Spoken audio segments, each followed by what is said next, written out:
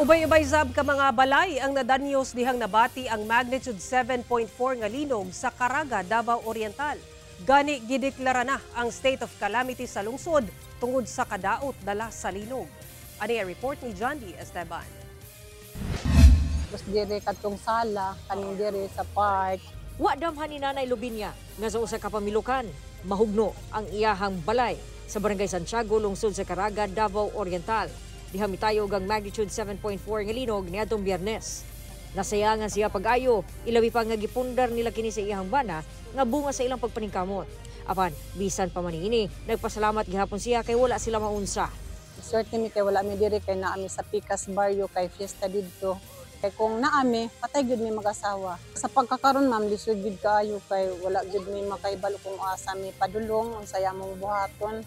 Basta nga mo karon blanco pa mi karon na trauma gyud mi ma'am sa mga panghitabo. Ang silingang balay gipahapa sab sa linog. Sobrang hirap. Ulan, hangin, lindol na naman. Kagabi, lindol din. Madaling araw, ganun. Ito po yung sa amin mama.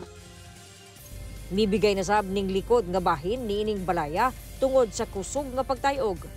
Nangaliki na ang pader ug salog. Maong sa gawas na lang sa balay mga tulog ang tagtungod. Ang kailangan lang po namin dito ngayon yung mga materyales at saka yung wala pa kami pambayad. Kakaya ngayon na wala kaming wala pang panghanap buhay. Paano na yan ngayon? Parang nalilito na po kami. As per instruction ni Mayor Osnan kahapon, kami po ay mag-duty muna sa aming gymnasium at saka maglalagay din po kami ng mega tent at doon po namin ilalatag yung mga tables and computers po namin. Nagdeklara na og state of calamity ang lokal nga pagamhanan. Rest assured po na yung fund will be utilized and rationalized po for the support doon sa pamimigay ng tulong sa mga apektado and of course pag-restore ng mga facilities na nasira dito sa lupagan. Kauban, si Bebot Kahes sa kamera, John D. Esteban. 1 Mindanao.